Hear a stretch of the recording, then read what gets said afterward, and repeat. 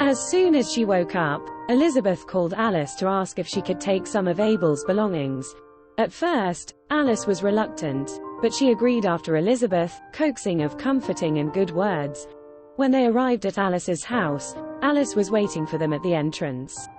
She seemed even paler under the overcast sky. Sophie and Mitchell went inside to collect things that might be useful, while Elizabeth chatted with Alice at the door. You must return them. Of course, we will. I can't lose Abel, again. Ferone, he will definitely ask you for Abel's stuff. You know that Ferone cherished Abel, don't you? Yes. I know everything, for a long time. But you didn't say anything. Why do I have to say anything about it?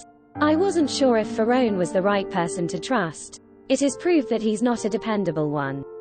You're mad at Ferone not only because he couldn't help, but also because he... No, I don't care how he felt about Abel.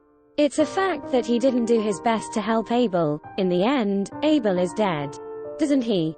Aren't he sorry for all of these? Abel was. Alice stopped herself from talking so that she would not get more and more upset. He must have his own reasons. He must have experienced the same grief as you have about Abel's death. We're going to meet Ferone this afternoon and we'll know what he is thinking. After hearing his thoughts, you might change your mind. Who knows?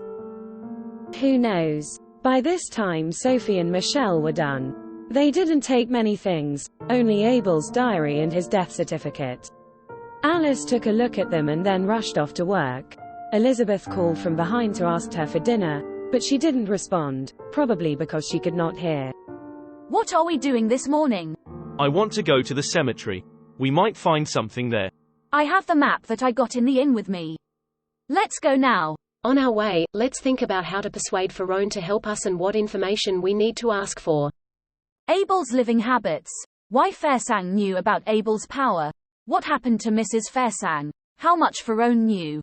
Ferone's attitude towards the whole thing and Abel. What happened 6 months ago? Why Abel couldn't have been rescued earlier. Also, what did he want to do with Alice originally, and what should we do if he joins us? He could tell us about the ceremony and his father. The most ideal situation is, he could open the doors to the study on the first floor and to the basement. If we end up fighting, he can help us buy time from Fairsang. Wow, you are good at making the most of things.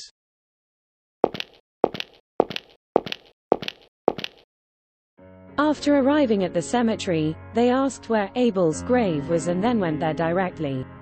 They stood in front of the tombstone and saw the photo printed on it. The dark-haired boy, who was in the prime of his life, looked like a beautiful flower in the photo. Only its most lovely moment was captured forever. Sadly, Abel was definitely not as lively and energetic as what the photo showed at the moment when he died. The trio sighed. Sophie knelt, grabbed the soil from the grave and held it in her hand. Someone had cried here. There are tears in the soil. It was Alice. Are you here? Can you tell me about your feelings? As she spoke, Sophie threw the dirt back and touched Abel's picture. She frowned and then touched the tombstone. His soul is not here. The photo carried a happy feeling, but there is nothing on the tombstone. Can we use the magic we used last time? We are in a cemetery. There must be a bunch of souls detected, but there is no way of knowing for sure if Abel's soul is here. Michelle, what do you want to find out here? Abel had been trading with a demon. I want to see if I can find out anything about the demon and even the name of the demon. The fact that Abel died sometime later means that the prophet doesn't need to pay the price immediately. It's not enough to save the prophet by bringing him out from the mansion only, as he must pay the price after all. Our aim should include preventing him from dying because of the price as well. If we know which demon we are dealing with, I might be able to find someone to help with bargaining. You are already thinking that. You're right, we might find traces of the demon here. Mitchell took out a black candle, 12 silver needles, and a silver plate with symbols carved on its edge from his bag. Sophie and Elizabeth both saw that symbols on the silver plate formed 2 circles. The outer circle was formed by letters and the inner circle was formed by symbols representing various elements and objects. Mitchell stood the candle on the silver plate and inserted the needles into the candle from top to bottom in the form of a helix. After lighting the candle, he took a piece of paper out of his bag, and wrote Abel's name, his birth date and death date on it. He lit the paper with the fire on the candle and put it on a plate. Observe visions when the needles fall? Yes, in most cases. We can observe the shape of normal ghosts through his, but demons will not show themselves that easily. Powder of goat's horn and goat's blood are added in this candle. Demons will be less alert to this magic when it is used. These needles will bring us information of the demon. When they fall, they will point at corresponding characters. Unbelievable. It takes some time until it burns out. Let's go and look for Madame Fairsang's grave. Elizabeth coaxed the gravekeeper into telling her the location of graves of the Fairsang family. They are buried in a private area of the cemetery. Only the gravekeeper and members of the family have the key to enter the area. Elizabeth retreated and asked about Mrs. Fairsang. As guessed, she had died of cancer about a year and a half ago. The trio walked to the private area of the Fairsang family. The tranquil area was in the deepest part of the cemetery, being unobtrusive. They looked around and found no entrance except the main gate. We'll steal the key or wait until Ferone arrives. Elizabeth walked closer to the gate and looked carefully. Wait, Sophie, hold my bag. I think I can try. Be careful. I will be fine. Elizabeth looked around. She grabbed a brick that jutted out of the stone wall next to her and hung herself on the wall. The agile girl climbed over the wall in a blink of an eye. Fortunately, the gate was not padlocked, but latched. She opened the lock on the other side, let the two outside in and locked the door again. Mrs. Fairsang's grave, which was newly made by white stone, was very noticeable. Sophie placed her hand on the tombstone. She's here. Saying that sentence, she knelt in front of the tomb and took out a small pouch. She also took out a small brass bell. When Michel saw those stuff, he took the pouch, opened it, and looked inside. He took what was inside the bag in his hand. Those are small stones with symbols engraved on them. This was not the same set of stone Sophie used before. This is used only when talking with ghosts. You made him yourself. My mother taught me how to make them when I was a little girl, and this is my first and only set. Michel was impressed. He returned the bag to Sophie. Sophie tapped the tombstone with her bell, then closed her eyes. She murmured and put her hand into the bag, taking out 5 stones. She arranged them in a pentagram on the ground and opened her eyes. What did you ask?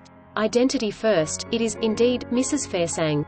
Sophie collected the stones and repeated the whole process, closing her eyes, asking questions and placing the stones. Michel sat next to Sophie to help interpret the results for Elizabeth. Do you know Abel innocent? Affirmation. A good child. Is he with you? Denial. Have not seen him. What kind of people he was? Tragic. Very good boy. What happened between him and your son?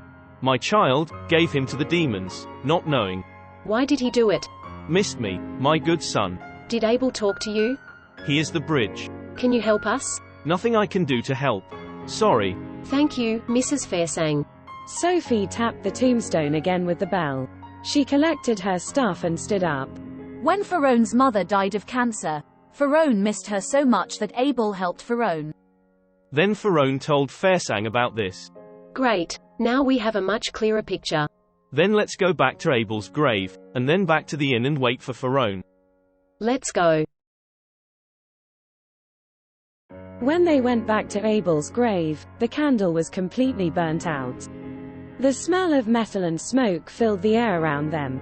All the silver needle fell on the plate, pointing to a few symbols and letters. Sophie and Michel got closer and read. Knowledge, words, wisdom. How should we arrange the letters? I don't know, let's just copy it for now. I'll call the expert later and ask him.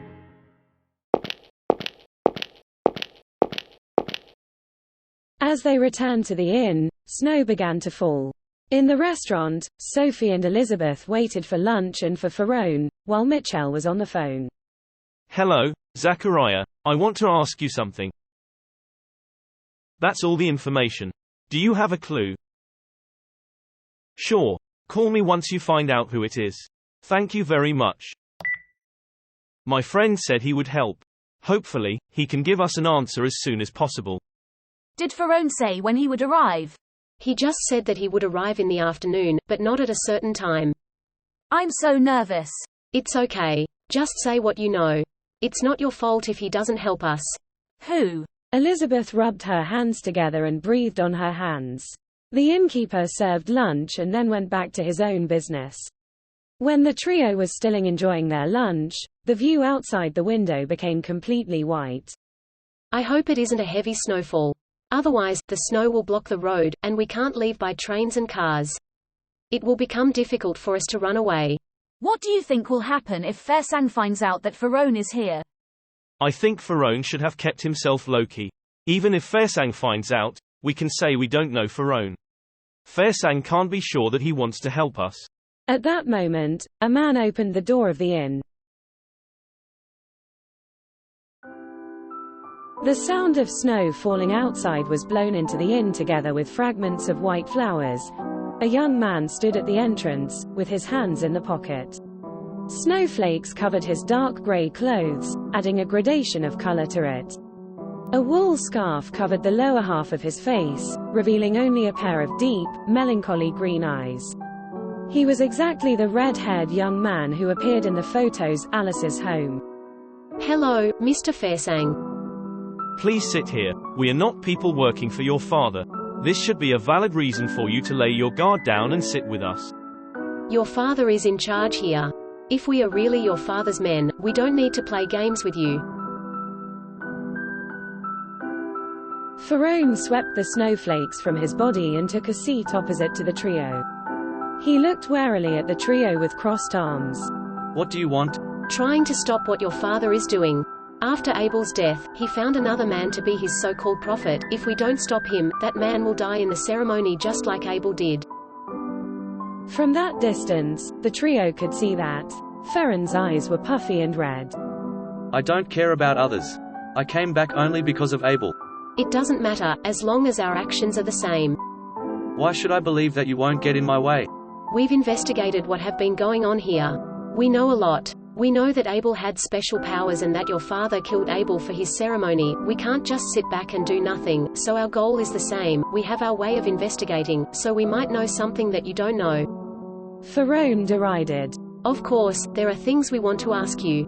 We could help each other using our abilities and information. That's why we came to you. If you know what was special about Abel, then I guess you should believe in supernatural stuff. I saw that you had a nightmare last night. You dreamed about Abel. You saw him sitting opposite to you in the train. He smiled at you. He called your name. However, when you tried to touch him, Abel disappeared slowly with the breeze outside the train. Enough. Pharaoh interrupted Sophie. He leaned forward, gripping the handle of the chair. He stared at Sophie, wondering why she knew his nightmare. After a moment, he regained his composure and leaned back. All three of you have special powers, just like Abel. You can say in that way.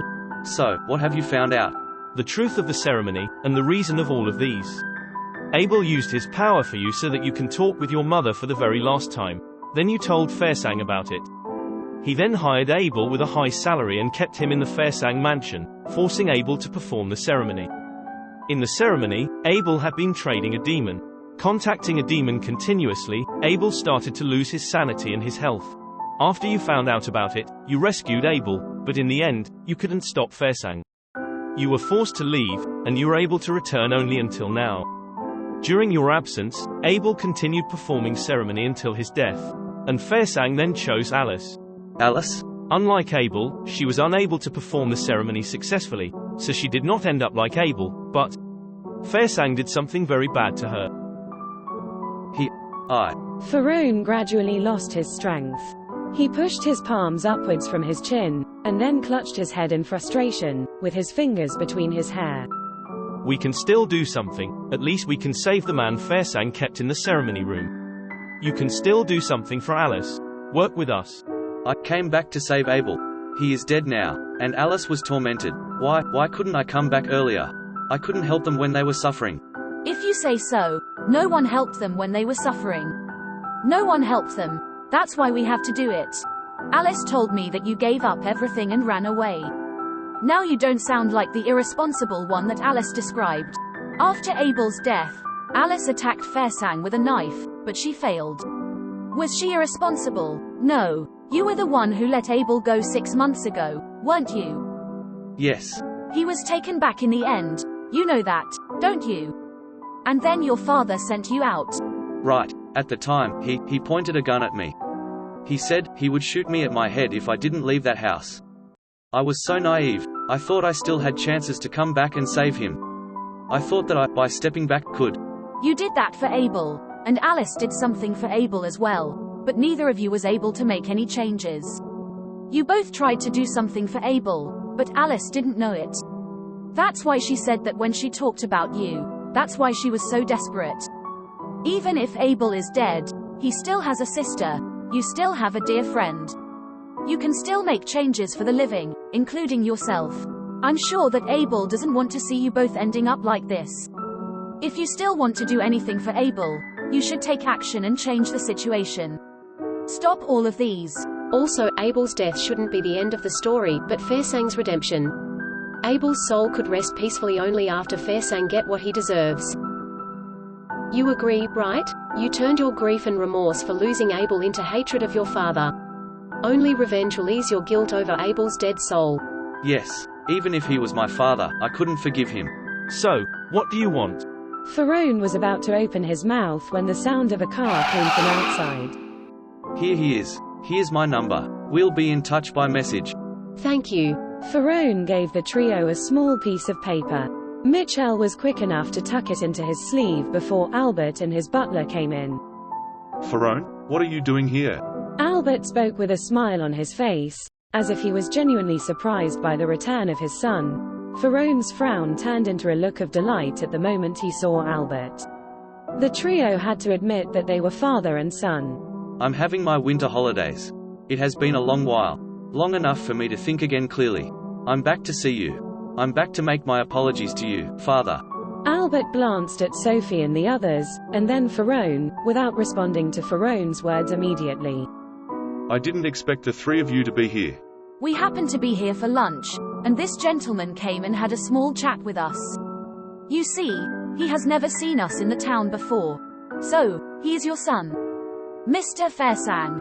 Yes, he has been studying outside the town. I didn't expect that he'd be such a good son who would sneak back during the holidays and surprise me. I have to spend some time with my dear son, so please excuse me. See you tonight. See you tonight. Albert smiled politely and left the hotel. Farone followed him, without looking at the trio. Yeah, just want to let you know. After all, he valued Abel as much as you do. We're still waiting to hear from him, and we'll probably talk with Farone after the ceremony to discuss what we should do next. No, how could it be? He is very helpful. Thank you very much. I will let you know as soon as we have decided what to do. Take care. Goodbye. Elizabeth hung up the phone. How was it? She said we must call her if she could be of any help. Nothing more. Sophie knew that Elizabeth must have condensed and prettified Alice's original words. Mitchell knocked outside. Are you done? Ready. We should go now. We still have some time. I want to talk to you about something. Any new findings? I should have told you last night, but I forgot because I was thinking about other things. Fairsang has a magic that allows one to hear the wishes of others. Because of that, the prophet can know the questions of those in the multimedia hall and ask the demon about them? Yes, we can do an experiment tonight. We together think about one question only during the ceremony. Although the demon may not answer our question, it is worth a try. The prophet has to say something anyway, so we have to take the opportunity to let him say something that would benefit us. What question should we think about? What should we do? Would it be better to ask about a particular point? For example, how do I enter the ceremony room? Fairsang's with us listening to the answer. When he hears it, won't he know that someone wanted to go into the ceremony room? Then we need to ask for information while avoiding making Albert aware of it. What do you want us to do? Is this okay? You means the devil?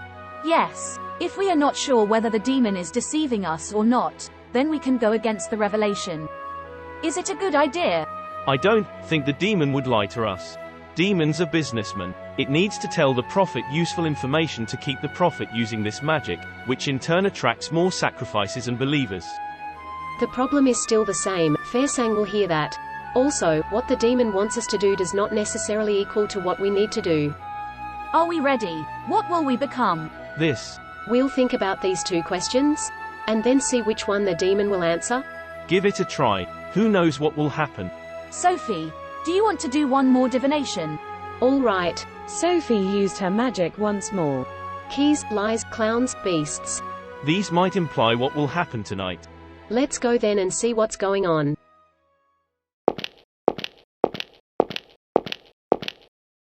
The trio wanted to sneak upstairs, but it came to their surprise that there were maids standing near the staircase. They could do nothing but give up. The trio entered the multimedia hall where Farsang was waiting for his guests to be seated. Pharaoh was standing next to him. He gave the trio a flat look and looked away. The ceremony began as on the previous 2 days. The lights were turned off. The prophet was still tied up. He opened his puffy and red eyes wide. Several wounds near his eyes were bleeding, as if he was crying out blood.